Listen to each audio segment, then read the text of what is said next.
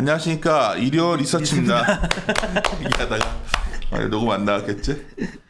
그러니까 최강 이코노미스트가 워낙 저랑 인연이 오래돼서 진짜 뭐 비공식적인 얘기도 많이 하는 편인데 하여튼 아침에 우리 회의하다가 이게 녹음을 할 것들이 있었는데 못하게 됐는데 잘 좀 준비들 해주고 모여가지고 하여튼 핵심은 리오프닝 관련된 쪽으로 가는 게 맞는 것 같죠. 지금 뭐 그나마 물려도 그쪽에서. 리오프닝 쪽은 아무래도 내년 그리고 그쵸. 리오프닝이 4월에 괜찮다라고 얘기 나오면은 일단은 물린 부분이 있어도 그거는 한 번은 어쨌든 그러니까 반응은 있을 테니까. 그때 어느 정도인지 모르지만 방향은 예. 보이니까. 그리고 이제 오늘 아침에 사실 최강이코노미스트 막 뭐 해야 되는데 내가 잠깐 하자 그런 게 어제 수출 중간에 안 좋은 거 아니야 이거? 나 왜 이렇게 다 좋게 해석을 하죠? 원래 생각했던 것보다 안 나왔고 증가율 돌아선 건 작년 8월이 안 좋았으니까 당연히 기저 때문에 그렇지만 그렇죠. 지금 문제는 지금 9월부터는 되게 높잖아 작년에 이게 그렇죠. 베이스 값이. 예. 수출 중간에 푹푹 떨어질 거 아니야 이제부터는. 떨어지는 폭이 지금보다 훨씬 빨라질 것 같고요. 그러니까 이게 요 그림이에요, 요 그림. 이제는 여기가 높았으니까 푹푹 빠지죠. 이게 계속 늘어나도. 그리고 요거는 8월이 요거였으니까 한 세게 반등 나올 줄 알았는데 세게도 안 나왔어. 그러니까 저희 쪽에서는 예상했던 게 며칠 한 사흘 전 자료를 보시면요. 금요일 자료일 건데 20일 수출 증가율 보고 저도 수출 증가율이 이번에는 이제 일시적으로 반등이 나오는데 한 40% 전후로 나올 거다라고 말씀을 드렸어요. 자료에서. 근데 그거보다도 굉장히 안 나온 수치거든요. 지금 수출 증가율은. 근데 긍정적으로 이제 얘기를 하는 쪽은 이제 보시면 어떤 식으로 표현이 되냐면요. 8월 수출 증가율이 몇 년 만에 최대다.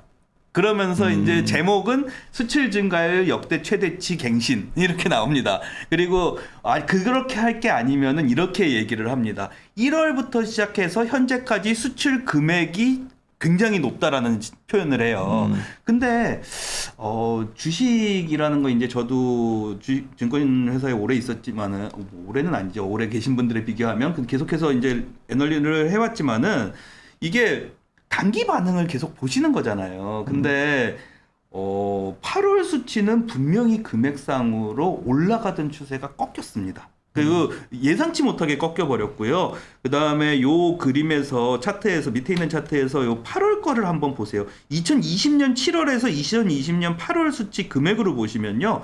금액이 확 떨어졌었으니까 당연히 YOY로는 2021년 8월이 올라갔는데 그 다음부터는 제가 매월 그래도 수출 금액이 1%씩은 늘어난다라고 계산을 한 수치인데도 요거는 그냥 단순하게 이게 중국 무역 분쟁 있을 때 빼고요. 그 다음에 뭐 코로나 때 다 빼고 난 다음에 그래도 수출이 나쁘지 않다라고 했을 때 평균치를 계산해 보시면 한 1.1% 정도 증가하거든요. 월별로. 그래서 그거를 계산해 가지고 넣어드린 거예요. 근데 이렇게 한다라고 하더라도 밑으로 훅 빠져버리고요. 이거보다도 1%도 그러니까 만약에 저희 이 생각이 잘못돼가지고 이렇게도 증가를 못한다라고 그러면은 올해 연말에 마이너스 보실 수도 있어요. 수출 증가율. 그래서 지금 수출 증가율이 좋기 때문에 뭔가를 긍정적인 접근을 한다라는 부분에 대해서는 약간은 고민을 하셔야 되고요. 이게 주린이분들이 이제 들으니까 어렵다고들 하시는데 뭐든지 주식은 저희 증가율 데이터를 많이 봐요. 예, 맞습니다. 전년 동기 대비냐 QOQ냐 보는데 수출 증가율을 보는 건 매출 증가율과 매우 관련이 높기 때문이고 이게 그냥 편하게 생각하시면 이렇습니다. 작년 7월에 수출 금액을 그냥 가정으로 100원이었다라고 하면요. 올해 7월에 만약에 110원이었다라고 하면 10%가 증가한 거예요. 근데 작년 8월에 수출 증가율이 50%로 수출 금액이 50%로 떨어졌으면은 올해 8월에 110이 아니라 그냥 한 90이 나왔다라고 하더라도 증가율 자체는 한 30% 40% 넘게 나오는 거거든요. 아니지 80%까지 80% 나오는 거지. 예. 그러니까 이게 작년이 얼마였는지가 굉장히 중요한데 작년이 2차 코로나 봉쇄 기간이었어요. 미국이든지 뭐 이래 가지고 수출이 굉장히 안 좋았던 달하고 비교가 되니까 올해 지금 증가율이 높게 나왔을 뿐이다고요. 두 번째로는 오해하시면 안 되는 게 수출 금액으로 주가 지수가 움직이지 않아요. 우리나라 제조업 지수가. 이 말을 아무리 해도 사람들이 이제 왜 그렇게 생각하냐고 막 그러시는데 이건 그려보면 그냥 똑같이 나와요. 똑같이 나오니까. 예. 그래서 우리나라는 반도체 업종의 이익 증가율하고 수출 증가율하고 같고요. 그거하고 또 우리나라 수출 기업들의 이익 증가율도 같습니다. 그래서 이게 YOY 증가율하고 동일하게 움직인다라고 봐주시면 될 것 같고요. 요즘에 말씀하시는 것 중에 이런 말씀도 있으세요. 그러니까 환율이 원달러 환율이 많이 올랐기 때문에 외국인도 들어올 거고 수출도 좋아질 거고 이런 말씀들 하시거든요. 근데 제가 분명히 말씀드리는 건요. 이거는 거의 한 5년, 10년 전에도 쓰던 자료인데 원달러 환율의 변동성이 줄어들면 줄어들수록 수출 증가율은 올라갑니다. 원달러 환율이 올라가면 올라가는 게 이렇게 말하면 이걸 많은 분들이 알아듣시겠지만 이해를 못하시는 분들이 의외로 많다는 걸 내가 알았어. 그러니까 쉽게 해줘야 돼 더. 원달러 환율이 한 1,100 한 50원 수준에서 옆으로 계속 기면은 수출이 좋아요. 맞아. 예, 근데 원달러 환율이 위쪽으로 푹 뛰었다가 밑으로 훅 내려가고 이럴 때는요 수출이 별로 안 좋아. 남들이 1,180원에서 1,150원 왔으니까 환율이 수출이 잘. 이거 내가 왜 이런 말이 도는지 모르겠는 게 이게 보니까 이렇게 너무 유튜브 같은 데서 쉽게 이거를 막 이해시키려 하다 보니까 정말 마바라틱한 얘기들을 하는 사람들이 너무 많아져가지고 이게 사실 더 중요한 게 있어. 요 그림이라고. 이게 수입 증가를 느는데 그렇잖아 이거. 수입 증가율이 예상보다 조금 더 빨리 느는 것 같아요. 그래서 이 회색 차트로 보시는 것처럼 무역 수지가 뭐 16개월 연속 흑자를 달성했다라고 얘기는 하는데 무역 수지가 지금 거의 한 10개월 연속 줄어들고 있어요. 흑자 규모가. 그러니까. 이게 이 2018년 그림을 봐보세요. 2018년 같은 그림으로 보시면은 옆으로 무역 수지가 막대기가 일정하게 가죠. 그러니까 수출이나 수입이나 굉장히 그 영향을 안 받고 옆쪽으로 괜찮게 나쁘지 않게 갔었다라는 부분이고요. 아까 제가 미중 무역 분쟁 말씀드렸는데 2018년 중간 지나가고 나면서부터 확 빠지잖아요. 이때가 뭐냐면은 미중 무역 분쟁이 이때예요. 근데 지금 그림으로 보시면 이게 계속 줄어들고 있다라는 건 별로 안 좋아요. 옆으로 계속 가는 게 좋은 그림이다라고 봐주시면 될 것 같고요. 이게 문제가 이렇게 돼버리면 무역협회에서는 하반기 이제 그 경상수지 예상치 나왔을 때 적자까지도 예상을 하고 있어요. 최소한 원화가 강해지긴 쉽지 않다는 그림 아니야 이게. 그죠? 네. 그 말한 거야 나는. 그러니까 갑자기 원화 강세 시나리오가 나오기 시작해서 다시 3,700, 3,800, 4,000 간다는 논리인데 이건 왜 뜬금없는 얘기인지 모르겠어. 제가 자료를 준비하고 있는 것 중에 하나가 이게 뭐 안정성이 좀 있어야 되잖아요. 근데 테이퍼링 얘기만 계속 하시는 것 같아요 요즘에는. 근데 9월이요. 테이퍼링 걸려 있고요. 실업급여 종료 걸려 있어요. 이거 1인당 한 주에 35만 원씩 없어지는 거거든요. 이거 걸려 있고요. 그다음에 예산안 문제 걸려 있어가지고 부채 한도 9월 30일까지 해결해야 되고 독일 총선 걸려 있고 그다음에 인프라 예산안 통과된 거 아니에요. 27일 날 하원에서 표결해요. 그래서 그 부분도 같이 걸려 있어요. 그래서 9월은 굉장히 봐야 될 게 많은 달이기 때문에 저는 9월이 뭐 테이퍼링 때문에 된다 안 된다로 안정될 수 있는 달이 아니다라고 말씀을 드리는 거고요.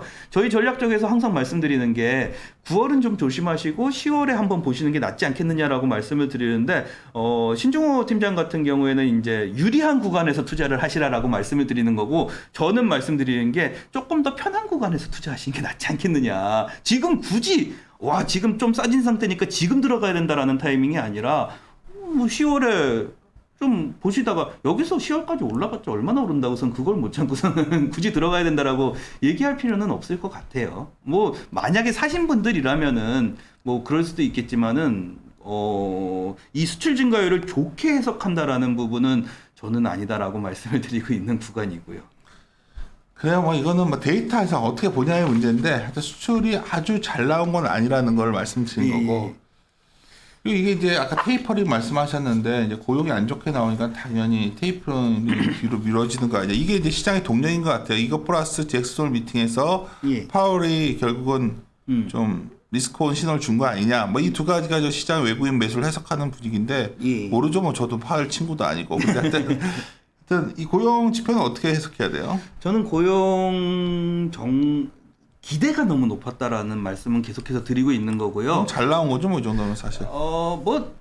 괜찮아요. 이 정도 고용만 계속 유지된다라고 해도 그렇게 나쁘지 않은 수준이라고 말씀을 드려요. 왜냐하면은 미국 같은 경우에는 제가 15만 명을 중립의 기준으로 말씀을 드리는 이유가 한 해에 미국에서 대학을 졸업해가지고 신규로 직장 전선에 투입되는 사람이 15만 명이에요. 그래서 미국에서는 보통 15만 명 이상이 나오면은 직장 전선에 투입된 사람들은 다 흡수할 수 있는 직장의 수다라고 얘기를 하거든요. 근데 지금 37만 명 나왔어요. 그러면은 요 밑에 있는 차트 보시는 게 뭐냐면 2020년 1월부터 고용 증감률을 누적으로 계산한 거예요. 그러면은 이 3월, 4월에 빠진 수치가 지금 서서히 올라가 가지고 이제는 그래도 굉장히 많이 올라와 있다는 게 확인이 되시고요.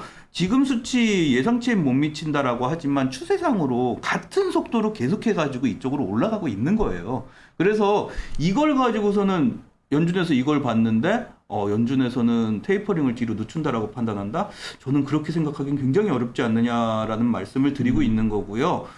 두 번째로는 지금 상황이 바이든 정책 보시면 아시겠지만 아직 이 통화 정책에서 재정 정책을 꽤 밀어 넣으려고 하는 순간인데 ADP 고용에는 정부 고용이 포함이 안 되어 있습니다. 그래서 비노목 고용이 좋게 나올지 나쁘게 나올지는 저도 약간 이 교사 채용이나 이런 것 때문에 애매한 부분이 있는데 정부 고용은 그래도 안 좋게 나오면 계속해서 막아줄 거예요. 그래서 그 부분도 조금 고려를 하셔야 된다라고 말씀을 드리고 있고요. 더군다나 어제 ADP 나온 다음에 시장 안 좋은 거 아니냐라는 얘기 나오다가 ISM 보시면요. 생각보다 이제 그 코로나 때문에 막 꼬였던 부분이 있잖아요. 그게 조금 서서히 풀려나가는 사실 부분이에요. 과거에는 이 배송 시간이 길어지면 좋은 신호였는데 이게 왜 수요가 몰린 거니까. 그죠. 이게 왜 이러냐면요. 그냥 인천 같은 데서 이제 항만에서 배에다가 하역을 한다라고 생각을 해보세요. 그러면은 평상시 경제라고 하면은 이 배를 싣는 속도가 느려졌다라고 그러면은 우와 그렇게 짐이 많아 이렇게 되는 거거든요. 근데 코로나 때는 왜 이렇게 급등을 했냐면 그 코로나 검사하느라고서 느려졌잖아요. 그리고 외국에 가는 시간도 느려지잖아요. 그러니까 배송 속도가 당연히 느려질 수밖에 없죠. 병목 현상이죠. 예. 그래서 이게 많이 해소된 것 같아서 이것도 좋은 신호로 봐야 되죠. 이건 좋은 신호고요. 어제 이제 얘기 나왔던 게 뭐냐면은 생산하고 신규 주문하고 수주잔고 쪽이 재고하고 다 괜찮게 나오니까 지금 상황 딱 요 8월에 나온 지표 어떻게 생각하느냐 좋습니다라고 말씀드릴 수 있어요. 근데 조금 고민해 보셔야 되는 건요. 재고가 이제 50을 넘겼어요. 재고가 54.2가 나왔거든요. 48에서 그렇게 보시면은 여기서 만약에 수요가 동일하게 계속 안 올라간다라고 그러면은 이거 재고 과잉 재고로 들어갈 수 있어요. 그러면은 팔리는 거보다 재고가 더 쌓인다라는 개념으로 들어갈 수 있어가지고 요 부분에 대해서는 제조업 부분에 대해서 저는 그 리테일 생산을 하는 제조업에 대해서 지금 상황이면은 재고를 꽤나 많이 쌓아놓은 상황 아니냐라는 개념으로 말씀을 드리고요. 요 밑에 혼자서 왜 얘는 빠져 있는데 얘는 왜 해석 안 해라고 하시잖아요. 이거 그러니까 고객이 가지고 있는 재고인데요. 이거는 ISM 종합지수에 포함이 안 되는 지표입니다. 원래 그냥 이건 참고 지표로 같이 넣어놓는 거고요. 여기서 포함되는 거는 생산, 신규 주문, 배송 속도, 재고, 고용 이렇게 생각하시면 돼요. 5개 지표를 씁니다. 그 보면은 이제 정상화로는 다가오고 있기 때문에 예. 그 논리보다 장이 다시 간다면 굉장히 어쩌면 정상화 이후에 기업들의 EPS가 좋아지면서 올라가는 장이 나와야 되는 건데 그죠? 저희도 예. 그걸 기다리고 있고 근데 이제 EPS가 지금 내년에 좀 이 기대감이 저희 높다 보기 때문에 그게 좀 내려오는 과정을 기다리는데 뭐 안 내려올 수도 있고 근데 이제 뭐 그런 거 정도의 차이인데 지금 자꾸 유동성으로 모든 걸 설명하려고 하다 보니까 예. 뭐 외국인 하루 들어오면 이제 갑자기 또 생각들 막 바뀌고 이러는데 아직은 그런 거를 확인하기에는 좀 더 있지 않을까. 그래서 아무래도 지수보다는 중소형주에 몰리는 분위기는 더 세지는 것 같아요. 근데 이제 그죠. 어제 ADP에서 근데 재밌는 변화가 나왔던 게요. 그 고용의 대부분, 고용 증가의 대부분을 차지했던 게 레저, 여가, 그러니까 여행 뭐 그런 쪽이에요. 그러니까 밖에서 노는 쪽의 고용 증가가 거의 대부분을 차지했어요. 많이 올라갔어요. 그래서 저는 개인적으로 말씀드리는 거는 이제는 제조업 쪽에 이제 고용은 꽤나 많이 됐기 때문에 고용을 늘리는 거나 아니면은 시장에서 이제 경제가 매출이 늘어나는 애들이나 이런 애들이 그런 쪽 이제 지금까지 밖에서 못 하던 애들 이 꽤나 괜찮아지고 있는 신호는 맞는데 시장 예상이 조금 더 그거보다는 셌던 게 아닌가 정도로 판단을 내리시면 될 것 같아요. 오케이. 이 정도로 마무리 짓고 오늘 방송 제목을 뭐로 할까요? 그러면 한국 수출 증가율과 미국 고용 이렇게 할까? 예, 그렇게 해서 달아가지고 하여튼 뭐 매크로들 많이는 안 들으시는데 저는 이거가 여러 가지 투자 아이디어와 연결되고 종목까지 연결된다는 경험을 많이 갖고 있기 때문에 그래서 계속 저희와 함께 고민해 오신 분들은 좀 느끼실 거예요. 저 고용 쪽에서도 서비스업 쪽이 좋아지고 있고 저희들이 왜 그리고 수출 증가율 쪽이 왜 내려올 거냐. 아마 9월 수치 나오면 깜짝 놀랄 것 같은데. 9월은 많이 폭은 굉장히 클 거예요. 그러니까 네. 증가율이 팍 무너지는 게 나올 텐데 그냥 그런 것들을 데이터로 확인해 보면서 여러 가지 포트 조정을 해가는 게 투자 아닐까 생각합니다. 예, 이 정도에서 마무리 짓죠. 네. 함께 고민하시죠.